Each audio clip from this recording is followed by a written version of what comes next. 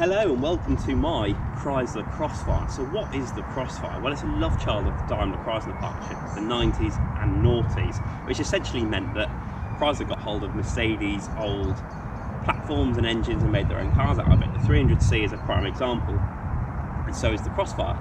In the case of the Crossfire, it was the first generation SLK, the R170, that Chrysler got their hands on and created the Crossfire. The Crossfire was built in Germany. It's mostly based on the SLK underneath, but it was built by Carman, which is a coach builder famous for building cars like the Carman Gear by Volkswagen and the Curborough. It's a two-seater rear-wheel drive coupe that was also available as a soft top with a retractable canvas roof rather than the SLK, which had a folding hard top famously. And it's a sports car, I guess, and we'll go into that.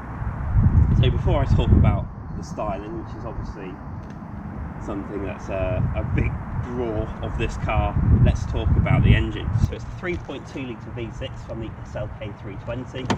It's not the most sophisticated engine in the world. It's only got 215 horsepower. It's got 3 valves per cylinder. There's no variable valve timing or anything like that. But it has got 2 spark plugs per cylinder, which makes it rather expensive to service. One thing I really do like about the engine is the engine cover that Chrysler's done for it. I love the shape of it. I love this ridge that reflects the styling, which we'll go on to soon. And I love how it says Crossfire on it, and it's also silver, which reflects the interior trim as well. Another thing that I really like, which is obviously inherited from Mercedes, is that the engine cover is functional. Okay. It houses the air filters, which sit here. There's 2, so another expensive serviceable item. And it means this is also the airbox. This is the big cavity that the air goes into and helps with noise suppression before it goes into the engine. So that's just a really nice engineering solution. It gets me a little bit excited, to be honest. I will just pop that back on. It's, despite being quite an unsophisticated engine and probably not being that competitive performance when new, it's a great engine, and I'll go on to that later. You'll probably have to refit that properly later. Love the strut on the bonnet as well. Massive bonnet. There was also a high performance version of the Crossfire called the SRT6, which had the supercharged version of this engine, which had 330 horsepower, and was also shared with the SLK 32 AMG. That car must be pretty rapid, but it was only auto only, where my car is a 6-speed manual, and my preference, to be honest, for this type of vehicle. So let's talk about the styling, because this has got to be one of the most distinct cars ever. I think they've really gone all out with the styling. It's nothing like the SLK. It really gives it its own character. You could argue it's a bit over-styled, but I think they've managed it really well, actually. And everywhere you look, there's just design where perhaps you wouldn't normally find it. So let's talk about the front. So first, you've got this really long bonnet, which really makes it look like a rear-wheel drive car. And then you've got the corporate face of Chrysler, so the grille, and these lights here with the little bubble. Looks a bit like what they had on the Voyager, some of their US market cars, the Sebring, and they're obviously darkened, and they've got the projector style headlights as well, which look really good. And then the bonnet, where you normally wouldn't have much design, they've got these pressed strakes all the way down them, and then you've got the ridge going from the Chrysler badge right at the front all the way into the roof and also into the interior, which I'll show you later. So there's so much design just there. Coming down the side, you've then got these vents, which are fake. I suppose they do fill in this big section here because it's longitudinal. The engine sits quite far back, and you have a big gap between the front wheels and the door, so it sort of fills it in, and they do look all right.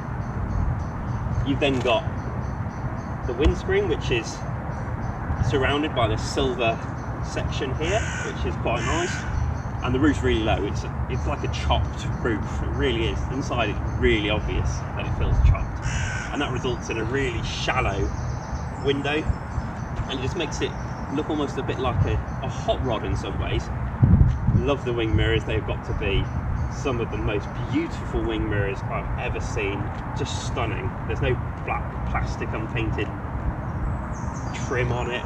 It's just a beautiful standalone wing mirror, and I think it looks fantastic.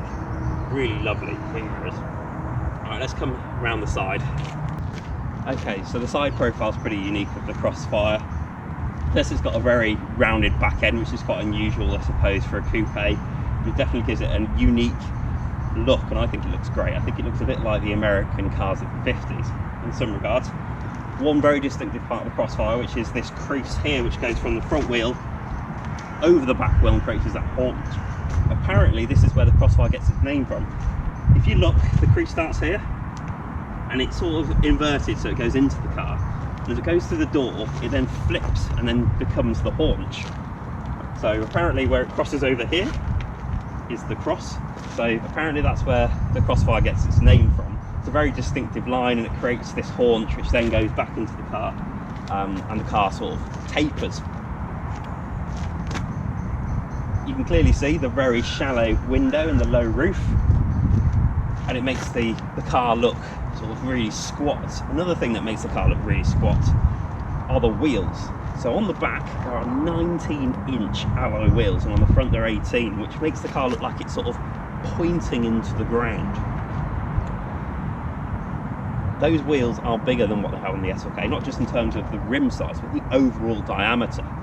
They're about an inch bigger, so I don't know if the Crossfire has a different final drive ratio to help retain the same level of acceleration, but again, somewhere they clearly wanted to differentiate from the SLK to give it that unique design, and those wheels are massive. They look really big. On the back they are dished as well, so I don't know again if the Crossfire has a wider track than the SLK. On the front they don't look as dished, but I think they look really cool. I think they look really cool. So let's talk about the back end, which is arguably the most distinctive part of the Crossfire and probably the most controversial as well. So as I mentioned, it's got a really round back end, and that haunch tapers, so you get a really narrow boot lid, and it's where these big single lens tail lights sit on these haunches, which I think is really cool. And then you've got quite a lot of design going on at the back. So this is a pop-up spoiler here, which sits above the Chrysler logo, really narrow window, quite square. And then down the bottom you've got these exhausts which come out the centre, which is different to the SLK, and that means it has these actual Venturi looking tunnels which actually go quite far back. I don't know if they really do anything for aerodynamics, but it does make the back end look really cool. It's also got a fatter number plate than you would have on a normal car. I guess maybe it's because it's designed for a US plate, or they wanted to fill in this big gap here, but really nice. And as I mentioned, the ridge that comes over the roof goes through the back of the car, and you can almost just see this crease that goes down to the centre of the car. So it's a theme they've really followed through. And I think it looks really cool. I love the design of the Crossfire. It's one of the reasons why I bought the car. I think it looks really distinctive. I think it looks really unique. I think it looks really good. I think everywhere you look, it has some really nice design.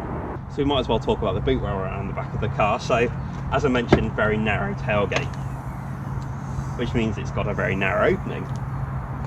There's also a bit of rust around the boot latch here. So Mercedes of this era, of the 90s and noughties, when Chrysler ironically were getting the Mercedes platforms, were really bad for rust, and Chrysler has inherited this issue. My car's not too bad because it is a late car. They sold the Crossfire from 2003 to 2008. My car is a late 2007, so it's not so bad for rust, but there is some examples of it around the boot catch here. It's very very minor at this stage, so it's a good time to resolve it. So go back to the boot. So the boot is an okay size. You've got a roller cover here, but you've also got a big lump in the boot, and I guess that lump is the fuel tank. So it's not a bad size, but it's just the opening which makes it quite hard to fit anything that's bigger than a whole ball, I guess. But it's a bit of a compromise, but overall it's a decent size for this sort of car, and it makes it perfectly usable as a usable sports car. This active spoiler might seem like a bit of a gimmick, but the odds are it's probably needed. You see, the Crossfire has a very round shape, so that means the airflow doesn't have a defined place for it to leave the back of the car, and that can affect the lift balance and the high-speed stability. On a normal car like a hatchback, it would leave at the top of the roof at the tailgate, and then on a sedan it would leave at the boot lid. So it's a nice, dependable, predictable place where the airflow will leave, and that helps with the aerodynamics. I should say I'm not an aerodynamicist, so what I'm saying might be completely wrong. But to deliver high-speed stability and retain this really round shape, Chrysler fitted this pop-up spoiler to make sure that the airflow leaves at a predictable place, and that helps with the stability of the car. Audi, when they launched the first generation TT, were susceptible to this issue. So if you look at the original car, it's a very round back end, but due to some high-speed incidents, they recalled the car and they fitted ESP, but they also fitted a static spoiler, sticks up like that, make sure that the airflow leaves at a predictable place, and to resolve that issue. Then on later generations, the Mark IIs and the Mark IIIs, they fitted a pop-up spoiler to make sure they could have that round shape, but then still resolve the issues of high-speed stability. I just love how Chrysler committed to the design of the Crossfire, this rounded back end, but came up with a solution to make sure that they could have the high-speed stability. So it comes up at 60 miles an hour, and then it goes back down at 40 miles an hour, and it just means that it's nice and stable at speed. And although it's going down in steps there, when the engine's on, it actually goes down in one movement. That just allows you to access the spoiler when you need to for repair or whatnot. So the interior is where it's more obviously linked to the Mercedes, but what Chrysler have done in here has been really worthwhile. So let's start with the Mercedes nut of it. So the layout of the center console is as per the Mercedes, so is the equipment and the technology in here. The vents and this trim is all Mercedes. It's not very pleasant, and some of the really horrible bits that I don't like about Mercedes. So the first one is this light switch here. It feels really cheap and nasty. It also has parking lights, which I don't really understand why they're there, but that just feels horrendous. And then something really odd about the light dial as well is if you pull it out to turn the fog lights on, it illuminates these little stickers here, which aren't actual little lights, they're just stickers. That is pants. Another thing I don't like about the interior, which is from Mercedes, is the stalks here. So the top one is the cruise control, where I think the indicator stalk could be, or should be. So when you drive, you accidentally turn the cruise control on instead of indicating. You do get used to it, but the indicator stalk is right down here, which is much closer to your leg, and it's obscured by the steering wheel normally, if I have the steering wheel straight, so you can't really see it. Another thing I really don't like about it is that the wipers are also on it. So you spin it to turn the wipers on, you push the end to demist, mist, so the single swipe of the wipers, or you hold it in to activate the wash. I don't like that at all. It means the right hand side has nothing on it, and it just feels a bit unbalanced. It also looks like someone's jabbed a screwdriver in the steering column, like they're trying to like jack the car, you know, like when people stick a screwdriver in the barrel, ignition barrel, to steal it. It just looks like someone stuck a screwdriver in the side of the car. It's horrible. It's big, chunky, it's square, it's just unpleasant. And also when you put the wipers on, it changes shape, so when you then hit the wipers, hit the indicator, you end up hitting the edge. I don't like it at all. Mercedes still do this, and I hate it. I think it's rubbish. I don't understand why. Right, let's talk about the good bits then, the Chrysler bits, if you like. So firstly, it's really snug in here, and part of that feeling is because of the top roofness of the car and the really shallow windows, sort of American hot rod feel in here, and I do really like that. It means the door cards are really tall, and they actually look quite nice, and they're also padded, which I do like. I like these metal door releases as well, that's nice, but I don't really like this metal looking grab handle because it's foil wrapped and the foil's coming off and it's just a bit pants. It's also quite hard to get in because of that chopped roof feel. So the roof is higher than the windows, you can see, so you've got to sort of duck under to get into the car. So when I first got it, I kept hitting my head, but you sort of do get used to it. But it does make it feel like a very unique, special place. I think what they've done with the Mercedes layout is really good. So in the Mercedes, you have like a really sticky veneer that goes on the center console. It's either wood or carbon fiber effect, I think. But in the Chrysler, they've molded this center console, which makes it look a bit more three-dimensional, a bit more substantial, and they've made it silver, which really lightens it up in here. And they've really committed to that silverness as well. All the dials, all the knobs, even the stereo is silver, and the stereo says Chrysler when you turn it on as well, so they have done that uniquely for this car. All the buttons are silver, even the cigarette lighter is silver, and it's sort of shaped as well. Apparently it's patented. Wow. Gear knob silver, which has the crease on it as well, which is the theme from the outside of the car, and it sort of goes right down into the armrest here. So they've really committed to that silver, and I think it looks really nice. I mentioned that crease on the knob. So outside you've got the crease and the ridge that goes from the bonnet through the roof into the back of the car. Well, it's mirrored inside as well. It's in the headlining here, so it mirrors what's on the roof. It's also in the dashboard, again, the ridge, and then the crease goes down this console as well, all the way down the car. I think that's really nice. And something else that's really nice is the dashboard topper, which is again is unique to the Chrysler. It's almost got a sort of Mark 1 original Mustang feel about it. So you've got the dials on this side, obviously, but on the other side you've got like a cutout which mirrors where the dials would be, the instrument binnacle, but it just looks like that sort of design of the Mark 1 Mustang, and I do really like that. I think that's pretty cool. Really love the seats. I think the seats are unique to the Chrysler. They do have the Chrysler logo embossed in the headrests, which are nice, and they're just really nice and comfortable. They sort of hug you quite well. They are electric, but there is a bit of a problem in this car. Space is at a premium. I said it was snug in feeling, but also in size, really. But I can't go back that far, so I'm sat quite upright, and that's mainly because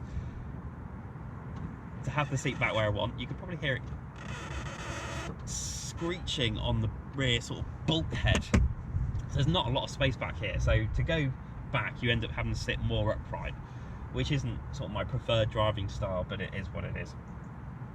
I also don't like how low the steering wheel is. It's very close to my knees. It does adjust for reach, there we go, but not for rake, which is up and down. That's right, yep. So it is too low. It's also really big. It's a really big steering wheel. I don't particularly like that. I also don't particularly like the dials. They are unique to the Crossfire, but they look nice. They're really clear. They just don't have a lot about them, really. But it's sort of the feeling here that I really like. It feels really special and a really sort of unique performance car feeling, really. I really do like it, and it's actually quite compact, this car.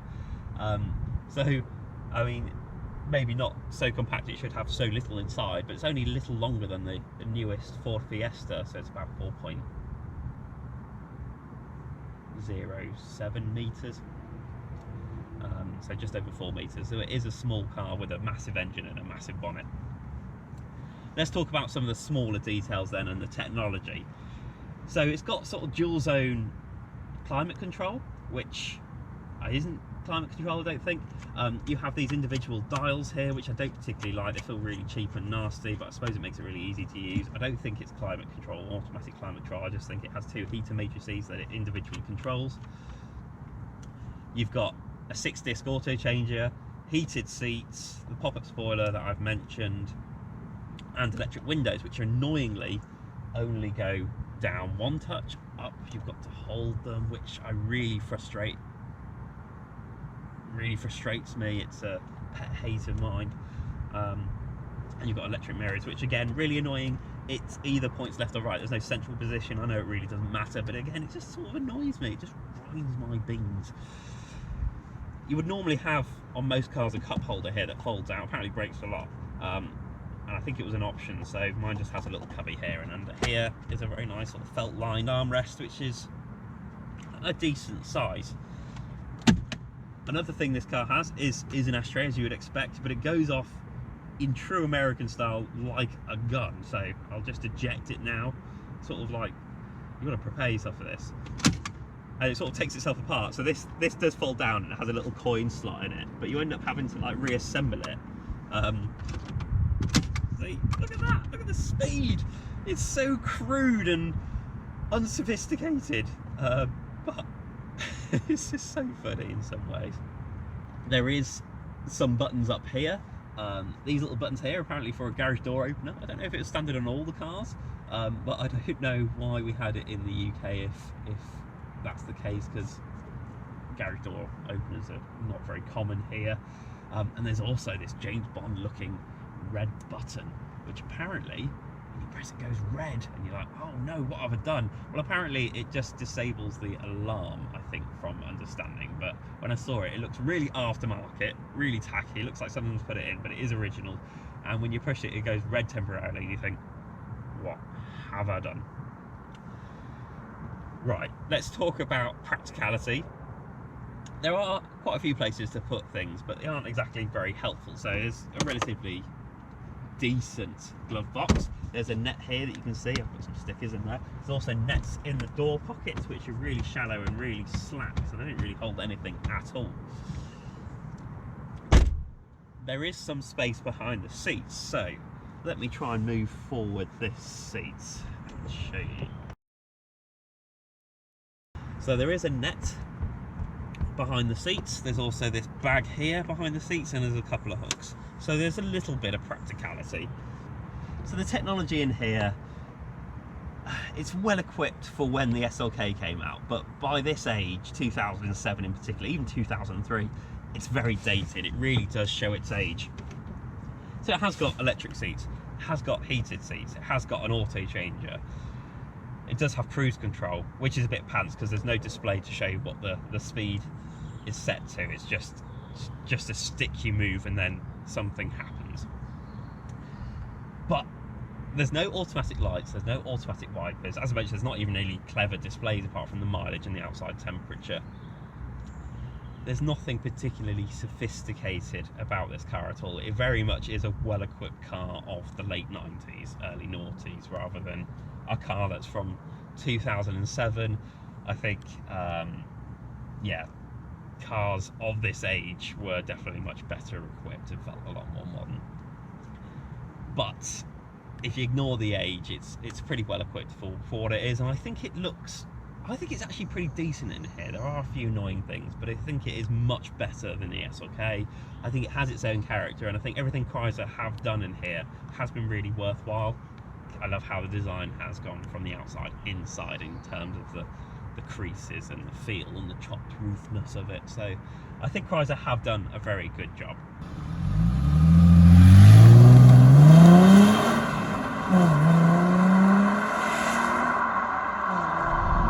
So let's talk about what the Crossfire's like to drive. Well, that engine is really strong. You can probably hear it. It sounds really tuneful. When you get around 3,500 RPM, it just sounds fantastic. Chrysler have done a great job with that exhaust system.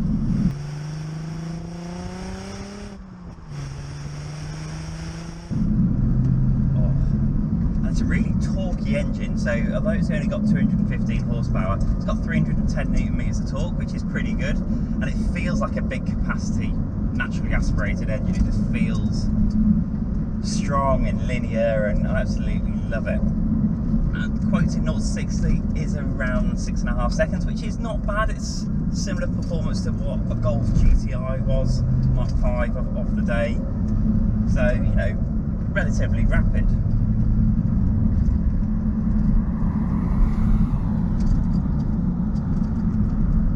I'm on quite a twisty road, and this highlights one of the main issues with the Chrysler, which is quite a famous one.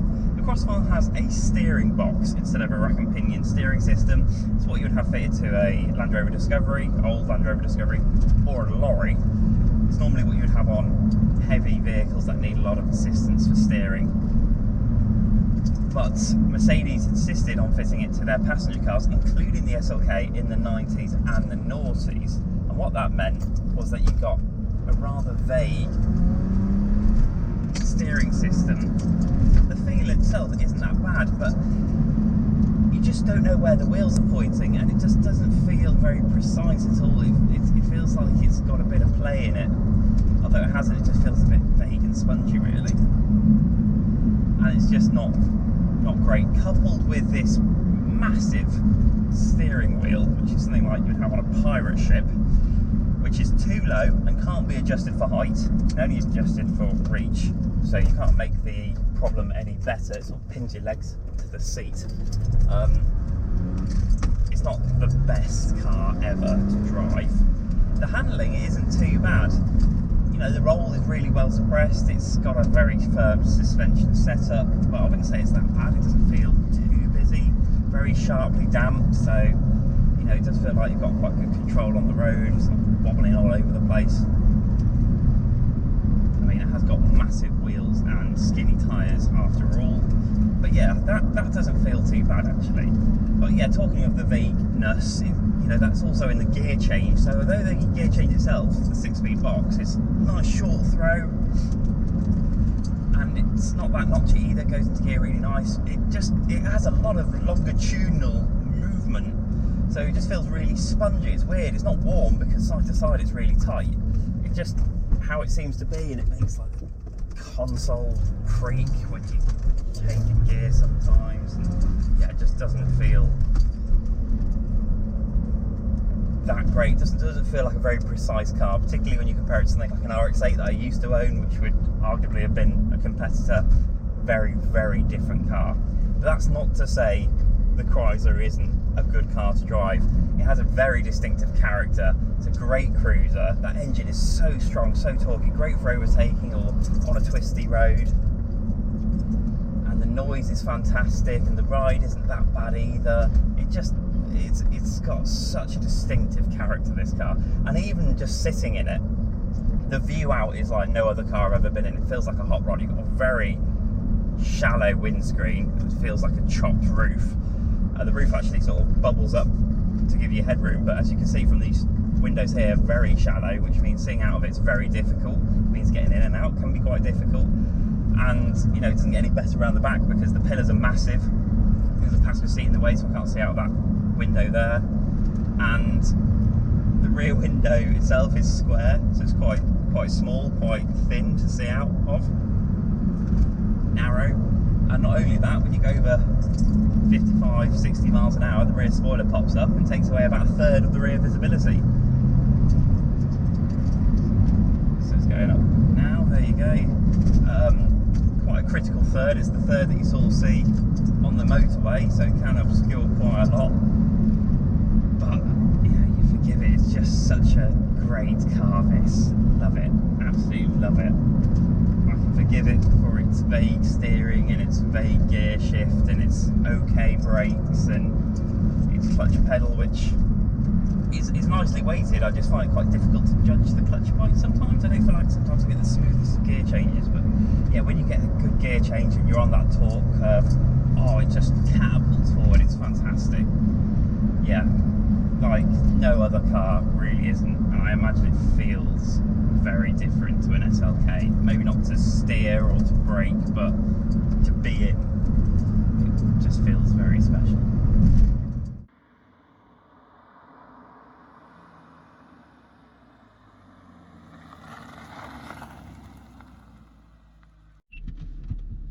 So I'm here at Curborough Sprint Course near Lichfield in my Chrysler Crossfire, and today we're doing the short loop, which pretty much is most of the track. It just doesn't have the tail on the end, and it means I don't have to wear a helmet, which is pretty cool. I've actually been out quite a lot already in the Chrysler zone. It's been much better than I expected it to. The track has been damp, it is drier, and I have got the traction control off, but being a Mercedes system, it doesn't go fully off, but it does allow me to have actually more fun than I was expecting, to be honest. Allow me to have this. So let's go on to the track and give it a go. I'll just do a standing start. So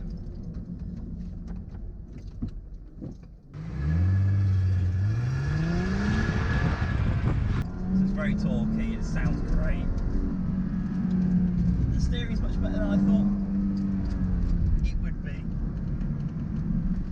On the road it feels a bit vague, but here it's actually not bad, and I guess that's because the track is a bit more digital. You know, the corner's very well defined, where on the road you can do lots of adjustments, and this corner here is normally quite fun. Oh, like that.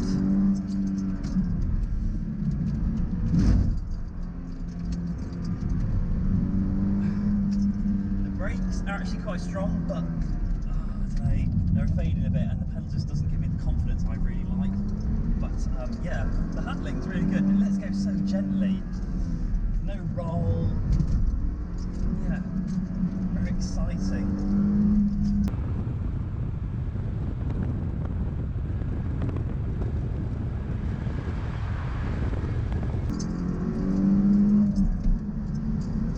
I wish it revved higher, revs to 6,000, which is really catching me out, but that does allow me to get to the line at 80 miles an hour. Ooh, that's exciting. It's over before you know it. Lap's only about a minute and a bit maybe in my car, but yeah, oh, so exciting, really is. Love it. So there you go, the Chrysler Crossfire. A car I think is brilliant. I came for the looks, but I stayed for the character and the way it makes me feel. I think it is such a good car. The engine is from Mercedes, but it's a good engine. It's a bit crude, but it has so much character, so much torque. It's not the most powerful, but it really does suit the character of this car. And I think the ride and the road handling is pretty good as well, and that's obviously derived from Mercedes as well. But there's a lot of bad things about this car, and I think they're mostly from Mercedes.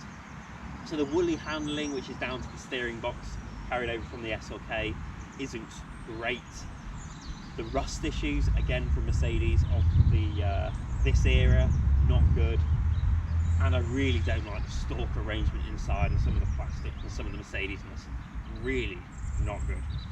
But everything Chrysler touched in this car, they made great. The styling looks nothing like the SLK. It's really distinctive. I think it's brilliant. I think they've done a cracking job with the styling, and they've really committed to the style of the car as well, and it really gives it its own character.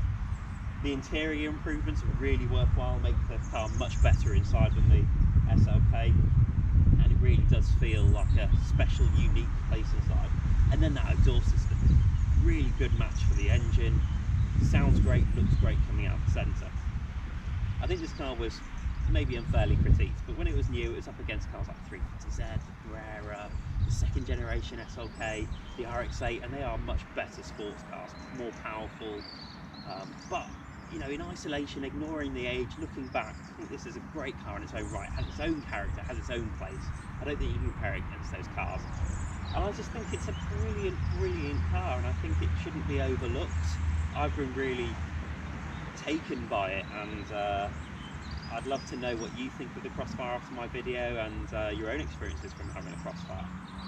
But definitely a great car, and one that should be appreciated for what it is. Thanks for watching.